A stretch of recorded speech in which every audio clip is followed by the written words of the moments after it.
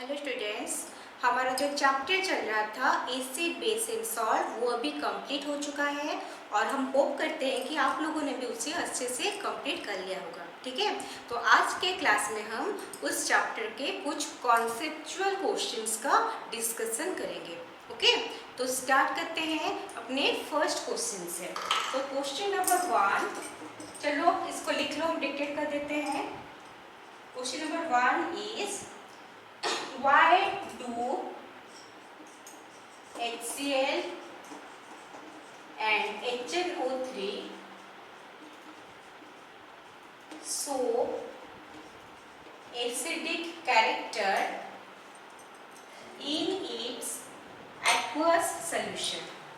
HCl and HNO3 show acidic character in its aqueous solution, while glucose and ethyl alcohol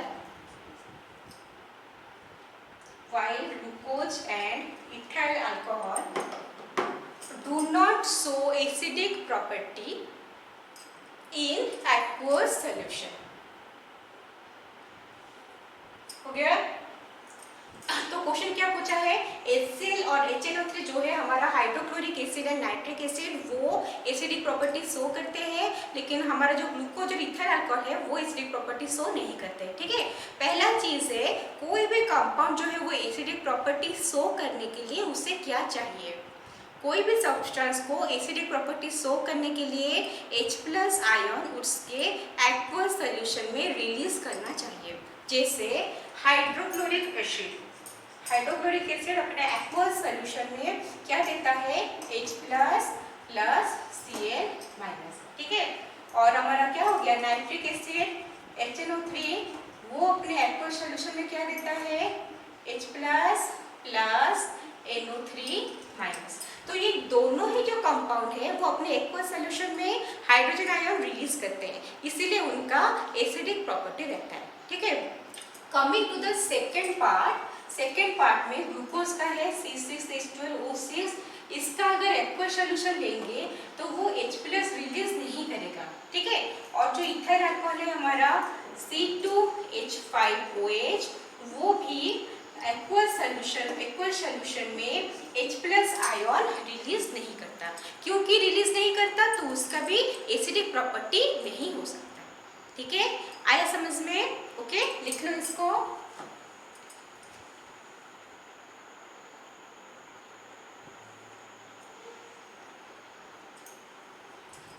हो गया? Next question लिखते हैं, question number 2 लिखो। Question number 2 में ये पूछा है why does dry HCl gas does not change color of dry litmus paper. HCl gas जो है वो क्यों लिटमस पेपर का कलर चेंज नहीं करता। ठीक है, अच्छा ये लिटमस पेपर का क्या कॉन्सेप्ट है, पढ़े हुए हो पहले से। लिटमस पेपर जो है वो एक इंडिकेटर होता है जिससे हमें कोई भी सॉल्यूशन का एसिडिक प्रॉपर्टी है या फिर बेसिक प्रॉपर्टी है वो पता चल जाता है। ठीक है, तो वो कैसे पता चलता है, वो लिटमस पेपर अपना कलर चेंज करता है। ठीक है, और वहां से हमें उस सॉल्यूशन का नेचर पता चलता है। लेकिन यहाँ पे पूछ रहा है कि ड्राई HCl गैस जो है वो क्यों कलर चेंज नहीं करता। ठीक है, अच्छा हम अभी क्या बोले कि अगर हम सॉल्यूशन में डीप करेंगे लिटमस पेपर को तभी कलर चेंज होगा। इसका मतलब लिटमस पेपर को शो करने के लिए एक सॉल्यूशन में डीप करना जरूरी है, लेकिन अभी हमारे पास कुछ सॉल्यूशन है क्या, क्यों हमारे पास क्या गिवन है, dry HCl gas. That means यहाँ पे हमारे पास गैस प्रेजेंट है, उसका सॉल्यूशन नहीं है। ठीक है, तो लिटमस पेपर को वहाँ पे डीप करने के लिए हमें सॉल्यूशन चाहिए, एक चीज हुआ। सेकेंड चीज, जो कलर चेंज होता है लिटमस पेपर का, एसिडिक या बेसिक प्रॉपर्टी शो करता है, वो किस चीज की वजह से करता है, H+ आयन का प्रेजेंस रहेगा तभी वो क्या करेगा, एसिडिक प्रॉपर्टी शो करेगा। OH माइनस का प्रेजेंस रहेगा तो वो बेसिक प्रॉपर्टी शो करेगा। लेकिन हमारे पास अभी HCl गैस है, ठीक है, और HCl गैस मतलब HCl जो है वो अपने गैसियस स्टेट में H+ आयन रिलीज नहीं करता है, ठीक है। कौन से स्टेट में वो करेगा? देखो अगर हम यहाँ पे HCl लेंगे गैसियस स्टेट में तो वो H+ रिलीज नहीं करेगा। कौन से स्टेट में करेगा? अगर हम उसका एक्वस सॉल्यूशन लेंगे तभी जाके वो क्या करेगा? हाइड्रोजन आयन रिलीज करेगा। अगर हाइड्रोजन आयन रिलीज हुआ सॉल्यूशन में और उस सॉल्यूशन में हमने लिटमस पेपर डाला तभी जाके लिटमस पेपर का कलर चेंज होगा, अदरवाइज चेंज नहीं होगा, ठीक है। आया समझ में? चलो लिख लो इसको, फिर नेक्स्ट क्वेश्चन करते हैं।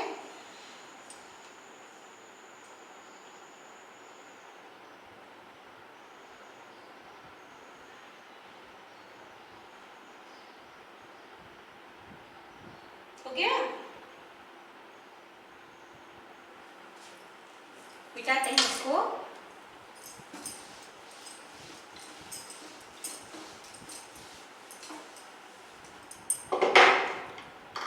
क्वेश्चन नंबर 3 देखो, question number 3 we have two solutions A and B. The pH of solution A is 6 and pH of solution B is 8. Which solution has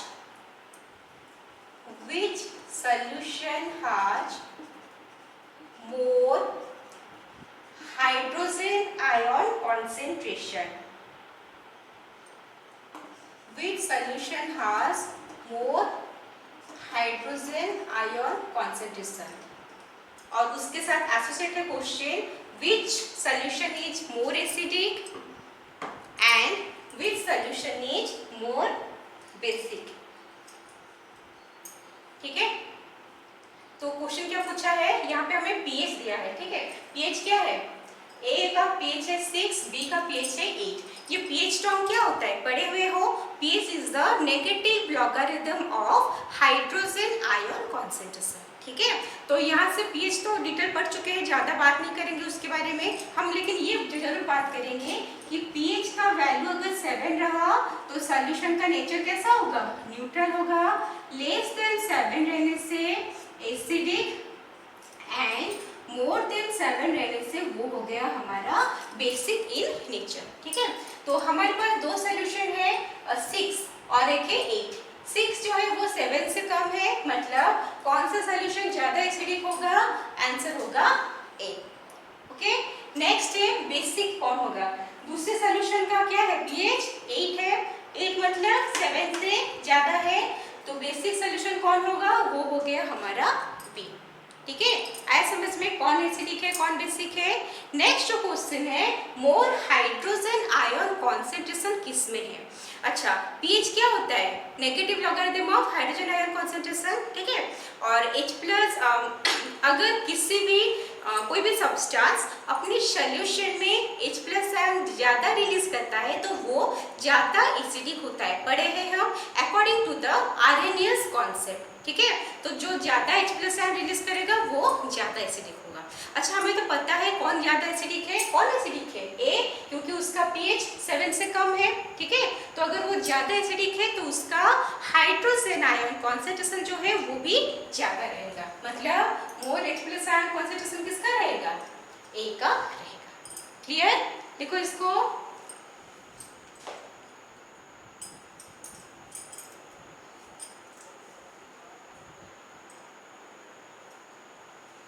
हो गया।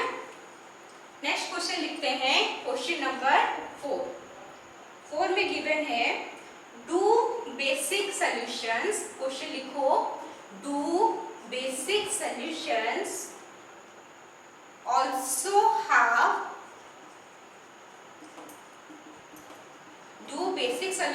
also have H+ ions? If yes, then how are they basic?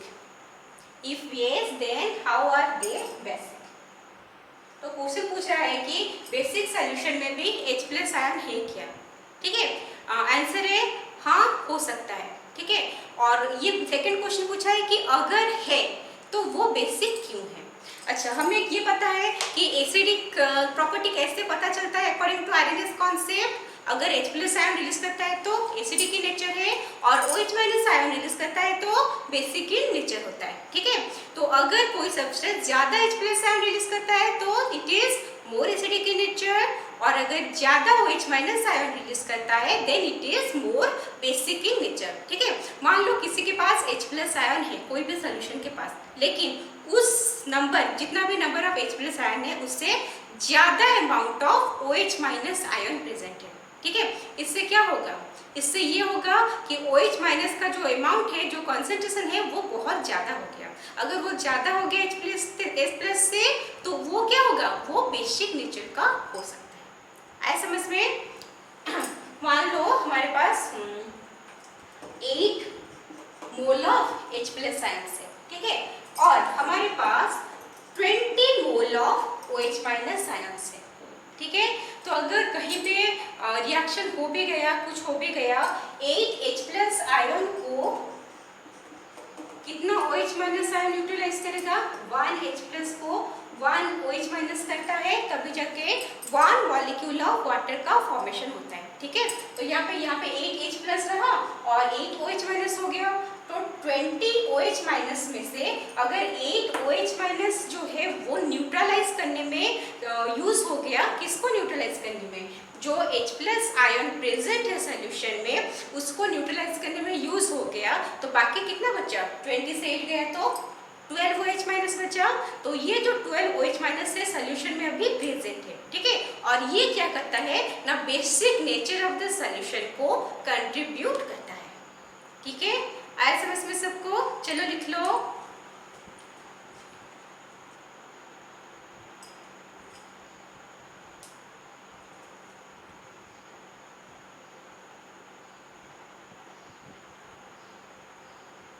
हो गया,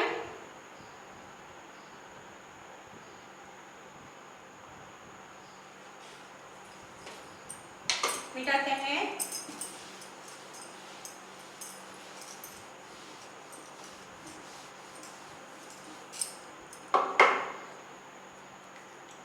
next question है हमारा question number 5 का शायद।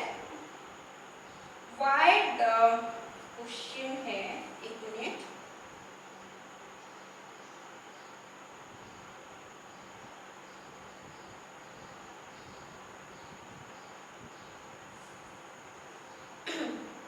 Question लेते हैं। ए सॉल्यूशन टर्न्स, लिखो, ए solution turns red litmus blue. A solution turns red litmus blue. Its pH is likely to be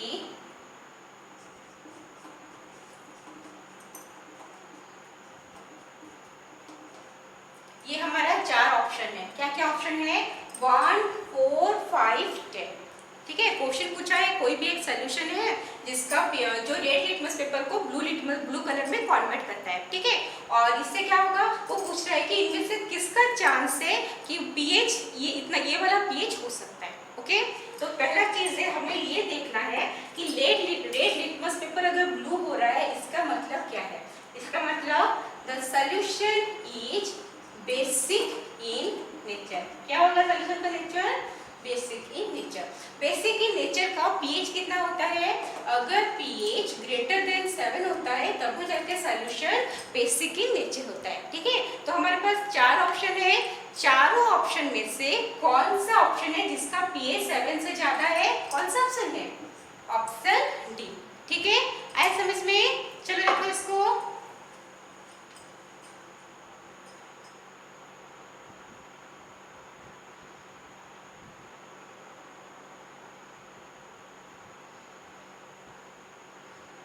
हो गया।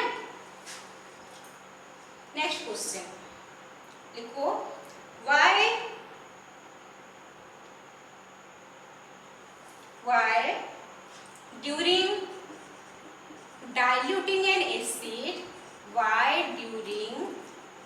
diluting an acid, acid is added to water. Acid is added to water, but not water is added to acid. ठीक है, क्या होगा answer? ये तो हम पढ़े हुए हैं थ्योरी पार्ट में। क्या पढ़े हैं? जो एसिड होता है, अगर हमें एसिड को डाइल्यूट करना होता है तो हम क्या करते हैं, एक बीकर में वाटर लेंगे, ठीक है, वाटर लेंगे और वाटर में drop by drop acid add करते हैं। क्यों करते हैं? क्योंकि अगर हम उसका ऑपोजिट करेंगे, मतलब एसिड ले लेंगे और drop by drop water add करेंगे, तो वो जो रिएक्शन होता है between acid and water, this is highly exothermic in nature. पढ़े हुए हो क्या है? Highly exothermic in nature. ये एक्सोथर्मिक का मीनिंग क्या होता है? क्या होता है? रिलीजियस हीट, ठीक है, हीट रिलीज करता है। हाईली एक्सोथर्मिक मतलब लार्ज अमाउंट ऑफ हीट वो रिलीज करेगा, ठीक है। तो ये जो रिएक्शन है, it is highly explosive in nature. ये एक्सप्लोसिव हो सकता है और ये जो पॉइजनस गैस भी प्रोड्यूस कर सकता है, ठीक है, हमारा एयर का पोल्यूशन होता है, तो इसलिए हम उससे नहीं करते। क्यों? मेन चीज हो गया हमारा एक्सोथर्मिक इन नेचर। और अगर हम वाटर लेंगे और वहां पे drop by drop acid add करेंगे तो तभी भी वो एक्सोथर्मिक होगा, लेकिन कम हीट रिलीज होगा। और जितना हीट रिलीज होगा वो हीट इजीली एटमॉस्फेयर में, क्या एटमॉस्फेयर को जा सकता है, उतना कुछ चेंज नहीं आएगा हमारे सराउंडिंग, ठीक है। आया समझ में? इसीलिए हम क्या करते हैं, वाटर में एसिड को ऐड करते हैं। क्लियर हो गया? लिखो इसको।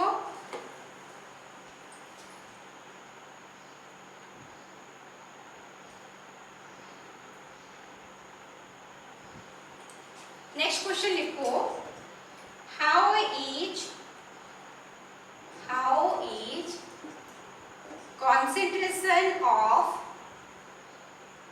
concentration of hydronium ion is affected, how is concentration of hydronium ion affected when a solution of acid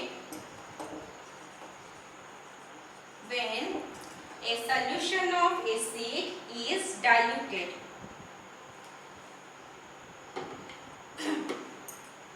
पिछले क्वेश्चन में क्या पूछा है? क्वेश्चन में ये पूछा है कि अगर कोई एसिड को लेके हम उसको डाइल्यूट कर रहे हैं तो वहां पे हाइड्रोनियम आयन का कॉन्सेंट्रेशन के ऊपर क्या चेंज आता है, ठीक है, मतलब वो कैसे अफेक्ट होता है। तो पहला चीज है ये हाइड्रोनियम आयन का कॉन्सेप्ट क्या है, ठीक है। तो हमने पढ़े हुए हैं क्या, मान लो हमने एसिड लिया है HCl, तो HCl जब डिसोसिएट होगा इन एक्वस सॉल्यूशन, वो क्या देगा, H+ एंड Cl-। ये H+ क्या होता है, सारा चीज पढ़े हुए हो, फिर से रिपीट कर रहे हैं। H+ क्या होता है, प्रोटॉन होता है जो सिंगली एक चीज नहीं कर सकता, ठीक है। तो वो क्या करता है, एक H+ आयन एक वाटर मॉलिक्यूल के साथ कंबाइन करके H3O+ मतलब हाइड्रोनियम आयन का फॉर्मेशन करता है। ओके, आया समझ में? इसका मतलब हमारा जो एसिडिक प्रॉपर्टी शो होता है वो मतलब जिसको हम बोलते हैं कि H+ आयन का अमाउंट ज़्यादा रहा तो मोर एसिडिक, उसको हम बोल सकते हैं कि क्या हाइड्रोनियम आयन का अगर क्या अमाउंट ज़्यादा रहा तो ज़्यादा एसिडिक होता है, ठीक है। तो क्वेश्चन में क्या है, क्वेश्चन में है हमारा कि हमें एसिड को डाइल्यूट करना है, तब हाइड्रोनियम आयन के कॉन्सेंट्रेशन के ऊपर क्या फर्क पड़ेगा, ठीक है। अभी डाइल्यूट करना है मतलब इसके पहले वाले क्वेश्चन में किया हो क्या, एसिड लेना है और वाटर लेना है, फिर उसमें एसिड ऐड करना है, ओके। तो एसिड को हम जो ऐड कर रहे हैं वहाँ पे हम ज़्यादा एसिड नहीं ऐड कर रहे हैं, कि एसिड कम नहीं कर रहे हैं, एसिड का अमाउंट जितना था उतना ही है, लेकिन वाटर उसमें ऐड हो रहा है, ठीक है। मान लो एग्जाम्पल लेते हैं हम अभी, सपोज हमारे पास HCl है, कितना है, 1 ml है, ओके। और हम अभी ये HCl में क्या करेंगे, HCl 1 ml में हम क्या करेंगे, अभी वाटर ऐड करते हैं 99 ml, ठीक है। अच्छा कैलकुलेशन के लिए इजी होगा, इसको 10 ml कर लेते हैं और इसको 90 कर लेते हैं। ओके, करके हमने अभी सोल्यूशन बनाया है। तो अभी देखेंगे कॉन्सेंट्रेशन क्या होता है। अच्छा कॉन्सेंट्रेशन क्या होता है, पढ़े हैं number of moles of what the ion in per unit volume, मतलब यूनिट वॉल्यूम को हम 1 लीटर मान के चल सकते हैं या कुछ भी, एक वॉल्यूम में कितना रह रहा है वो आयन। ठीक है, देखो अभी मान लो कि हमारा जो 10 ml का HCl है उसमें मान लो हमारे पास 100 मोल ऑफ H+ है, मान लो कि 100 मोल ऑफ H+। ठीक है, अभी देखो 10 ml था, ठीक है, 10 ml में कितना H+ था 100 मोल। तो हमारा जो कॉन्सेंट्रेशन है, कॉन्सेंट्रेशन ऑफ H+ या हाइड्रोनियम आयन, वो क्या होगा, number of moles of ion by volume, moles कितना है 100 मोल बाय वॉल्यूम कितना है 10 ml। तो आंसर कितना आया 10 मोल्स पर वॉल्यूम। ठीक है, हमारा क्या आया है 10 मोल्स पर वॉल्यूम है। तो ये 10 ml यहाँ है ना, तो 10 मोल्स पर ml ही डायरेक्ट लिख लेते हैं। ओके, अभी हमने डाइल्यूट कर दिया, डाइल्यूट कर दिया मतलब क्या है, अभी हमारे पास टोटल वॉल्यूम जो है वो 10 + 90 होके 100 हो गया।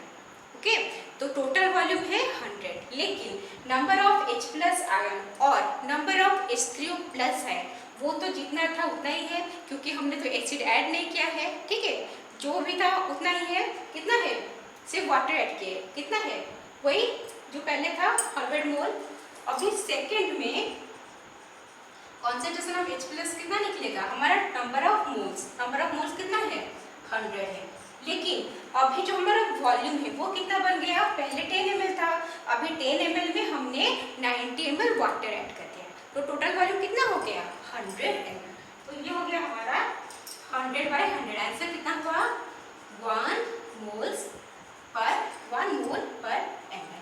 ठीक है, तो हम जब डाइल्यूट कर रहे थे, डाइल्यूट करने से पहले हमारा कॉन्सेंट्रेशन कितना था 10 था, और डाइल्यूट करने के बाद अभी कॉन्सेंट्रेशन कितना आ रहा है 1 आ रहा है। इसका मतलब अगर हम एसिड को डाइल्यूट कर रहे हैं तो हाइड्रोनियम आयन का जो कॉन्सेंट्रेशन है वो क्या हो रहा है, कॉन्सेंट्रेशन जो है वो डिक्रीज हो रहा है। ठीक है, आए सबको समझ में, चलो लिखो इसको।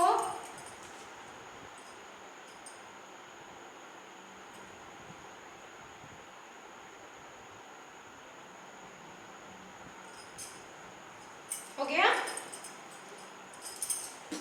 मिटाते हैं।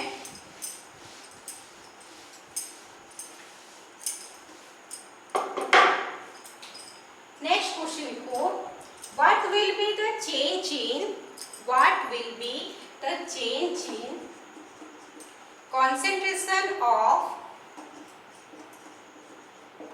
OH minus ion, concentration of OH minus ion when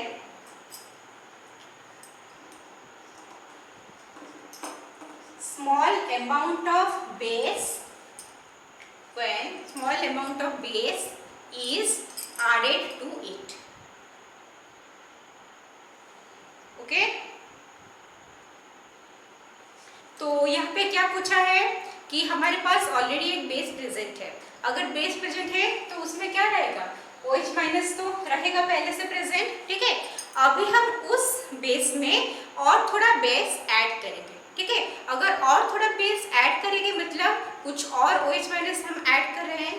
okay, तो इसका मतलब क्या हुआ, अगर OH माइनस ज़्यादा ऐड कर रहे हो तो यहाँ पे हमारे पास जो सोल्यूशन है अभी उसमें क्या होगा, वहाँ पे भी OH माइनस आयन का जो कॉन्सेंट्रेशन है वो इंक्रीज कर जाएगा, पहले से था अभी फिर क्या ऐड हो रहा है, तो क्या होगा कॉन्सेंट्रेशन ऑफ OH माइनस वो इंक्रीज होगा।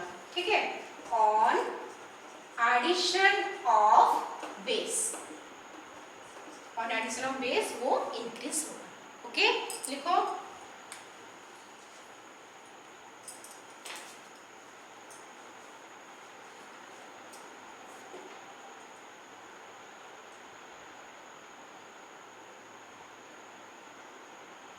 हो गया, चलो नेक्स्ट क्वेश्चन लिखते हैं, number 9।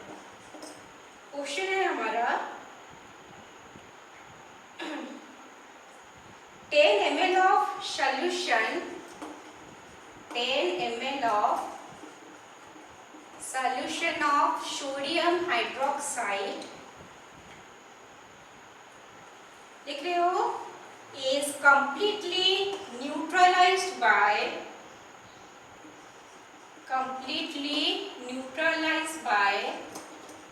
8 ml of HCl solution। ठीक है, 10 ml of NaOH solution is completely neutralized by 8 ml of HCl solution। तो क्वेश्चन ये पूछा है कि if we take 20 ml of NaOH solution, then what will be the amount of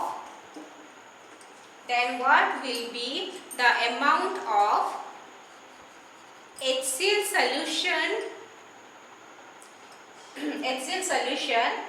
to completely neutralize the sodium hydroxide solution। Okay, हो गया। तो क्या करना है हमें ये देखना है कि 10 ml NaOH को completely न्यूट्रलाइज कितना HCl करता है, 8 ml करता है। अभी देखो, अभी हमारे पास NaOH सोल्यूशन का अमाउंट क्या है, 20 ml, दैट मीन्स 10 था 20 हुआ, मतलब क्या हुआ है, इंटू 2, वो डबल हुआ है। अगर इसका अमाउंट डबल हो रहा है तो ये कैसे होगा, इसका अमाउंट भी डबल ही होगा।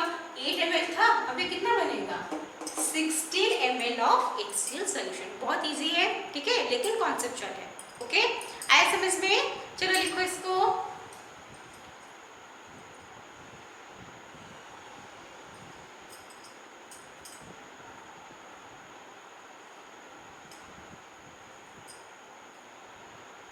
हो गया। Next question, which one of the following type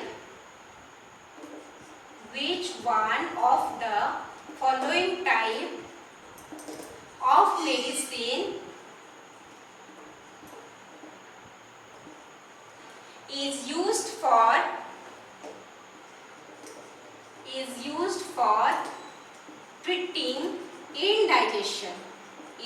for treating indigestion। हमारा ऑप्शन है bit A antibiotic, bit B analgesic, bit C antacid, bit D antiseptic. ठीक है, तो इंडाइजेशन मतलब क्या है, गैस्ट्रिक में कुछ प्रॉब्लम है, ठीक है, तो हमें चेक करना है इनमें से कौन सा मेडिसिन हम यूज कर सकते हैं। तो देखो, पहला है एंटीबायोटिक। एंटीबायोटिक क्या होता है, एंटीबायोटिक होता है माइक्रो ऑर्गेनिज्म के अगेंस्ट में वो एक्ट करते हैं। ठीक है, माइक्रो ऑर्गेनिज्म का ग्रोथ को इनहिबिट करते हैं। ठीक है, वो होता है हमारा क्या, एंटीबायोटिक, माइक्रो ऑर्गेनिज्म के ऊपर। तो यहाँ पे इंडाइजेशन में माइक्रो ऑर्गेनिज्म का कुछ काम नहीं होता। ठीक है, तो ये एंटीबायोटिक वाला ऑप्शन नहीं होगा। ठीक है, नेक्स्ट है एनाल्जेसिक। एनाल्जेसिक मीन्स पेन होता है, एनाल्जेसिक मतलब पेन रिलीफ करना। ठीक है, तो वो पेन रिलीफ इंडाइजेशन है, कुछ पेन के बारे में तो नहीं बोला है, तो एनाल्जेसिक भी नहीं होगा। एंटासिड, एंटासिड क्या होता है, एसिड का अपोजिट करना काम होता है। अगर एसिडिटी हो जाता है, एसिडिटी क्यों होता है हमारे स्टोमक में, due to excess release of hydrochloric acid. ठीक है, तो excess release of hydrochloric acid से हमारा एसिडिटी ज़्यादा होता है, जिसको काउंटरएक्ट करने के लिए हम एंटासिड यूज करते हैं। ओके, तो एंटासिड, तो इंडाइजेशन तो उसी के वजह से होता है, तो ये एंटासिड जो है वो हमारा करेक्ट ऑप्शन है। ओके, लास्ट ऑप्शन पे ट्राई कर लेते हैं, क्या है हमारा एंटीसेप्टिक। एंटीसेप्टिक क्या होता है, कहीं पे कुछ खरोच हो गया, ठीक है, तो वहाँ पे माइक्रोबियल इन्फेक्शन ना हो जाए, इसलिए हम एंटीसेप्टिक यूज करते हैं। जैसे डेटॉल हो गया, सैवलॉन हो गया, ये सब एंटीसेप्टिक क्या कैटेगरी में जाते हैं, जहाँ पे टिंचर आयोडीन का प्रेजेंस रहता है। ठीक है, तो हमारा ये भी ऑप्शन नहीं होगा। ऑप्शन क्या है, एंटासिड। क्लियर, चलो लिखो इसको।